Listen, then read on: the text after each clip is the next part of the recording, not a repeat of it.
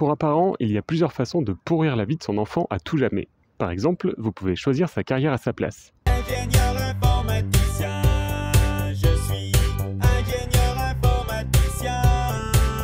Ou alors, vous pouvez saisir chaque occasion pour faire des remarques sur son poids. C'est plus toujours ma mère, de toute façon. J'avais mis un shirt et elle m'a regardée, elle m'a dit « Et pourquoi tu sors avec ça, t'es grosse ?»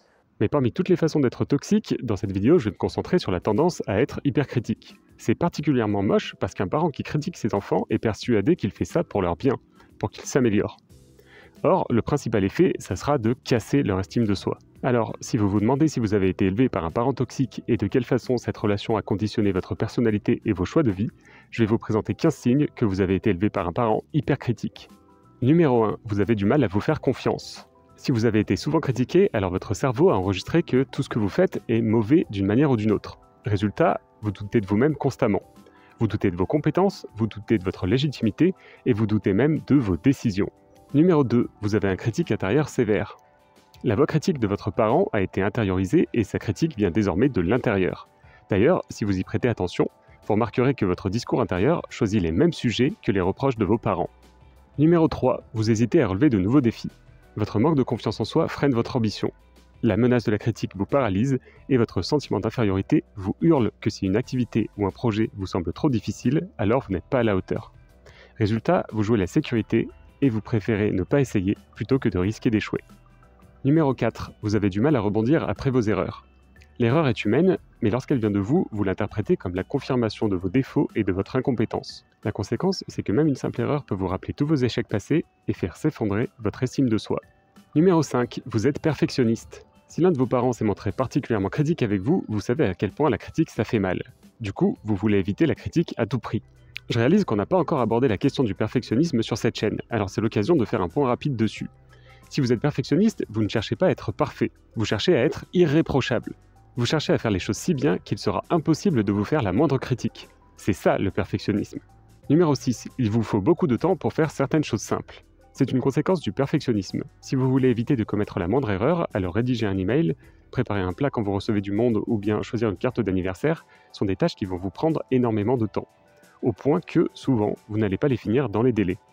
Numéro 7, vous vous excusez constamment. L'attitude de votre mère ou de votre père vous a envoyé un message clair. Vous avez toujours tort. Et à cause de ce conditionnement, aujourd'hui, vous partez du principe que c'est toujours le cas. Numéro 8, vous êtes souvent sur la défensive. Si la seule façon dont votre parent s'adressait à vous était la critique, alors vous avez été conditionné à penser que la critique est le mode de communication par défaut de tout le monde. Conséquence, vous voyez la critique partout, même quand il n'y en a pas. Si on vous fait la moindre remarque, même constructive, vous le prenez mal. Et parfois, même le simple regard d'un inconnu croisé dans la rue peut suffire à ce que vous vous sentiez jugé. Numéro 9, vous avez du mal à croire qu'on vous apprécie.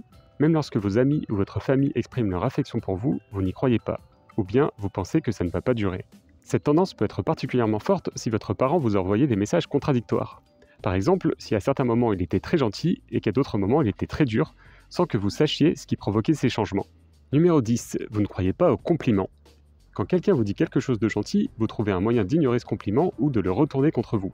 Par exemple, si quelqu'un vous dit qu'il aime votre nouvelle robe, soit vous croyez que ce n'est pas sincère, soit vous lui répondez que c'est juste un petit truc qui vous a coûté 3 € sur Vinted. Numéro 11, vous ressentez beaucoup d'anxiété sociale. L'anxiété sociale est une conséquence de votre vision du monde. Si vous pensez que tout le monde passe son temps à critiquer, alors vous vous sentez constamment jugé. Dans ces conditions, impossible de rester serein en présence de personnes que vous ne connaissez pas bien. Numéro 12, vous êtes sujet à la dépression. Tous ces discours intérieurs négatifs et cette impression de n'arriver à rien ont des conséquences néfastes et vos émotions en souffrent. Les critiques constantes, en particulier quand elles viennent de soi-même, c'est la pire chose que vous pouvez infliger à votre estime de soi. Et le manque d'estime de soi, ça provoque la dépression. Numéro 13, vous avez tendance à critiquer les autres. Encore une fois, vous avez intégré que la critique est le mode de communication par défaut. Alors même si vous détestez l'effet que ça fait, vous avez intégré cette mauvaise habitude. C'est devenu automatique. Et en plus, remarquer les défauts des autres vous permet de vous sentir supérieur et de regonfler un petit peu votre estime de soi.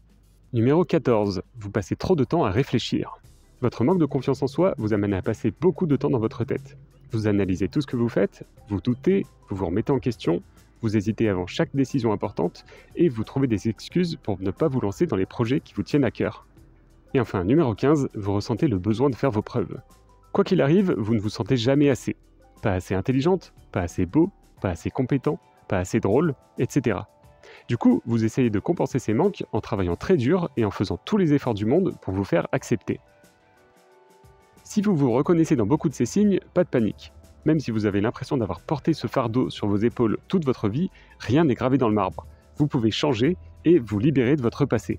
La première étape, c'est de reconnaître la manière dont la relation avec votre parent critique a conditionné vos choix de vie et votre personnalité. Ensuite, il peut être nécessaire de réévaluer l'équilibre de la relation, en particulier si les remarques de votre parent continuent à vous blesser encore aujourd'hui. Enfin, dans un troisième temps, vous devrez changer votre vision de vous-même. Petit à petit, vous apprendrez à vous faire confiance, à donner de la valeur à vos opinions, à vos compétences et même à votre personne, tout simplement. Tout ça, vous pouvez le faire seul. Il existe plein de ressources sur Internet, plein de livres que vous pouvez consulter, mais évidemment, ce sera plus rapide si vous le faites accompagné d'un psychologue. Et justement, je vous rappelle que vous avez un psychologue juste sous les yeux. Alors je vous invite à prendre rendez-vous pour une consultation en ligne avec moi directement sur mon site internet citis.fr. Mais si vous n'êtes pas encore prêt ou prête, je le comprends. Dans ce cas, abonnez-vous à ma chaîne et pensez à activer la petite cloche pour ne pas rater les prochaines vidéos que je ferai sur ce sujet. D'ici là, rappelez-vous que la relation la plus longue que vous aurez de toute votre vie est celle que vous entretenez avec vous-même. Alors prenez soin de vous. À bientôt. Absurde, à l'âge adulte, qu'en pleine croissance, on vienne faire chier les petites filles sur leur poids, parce que l'âge des premiers régimes, c'est 8 ans, on le rappelle, c'est...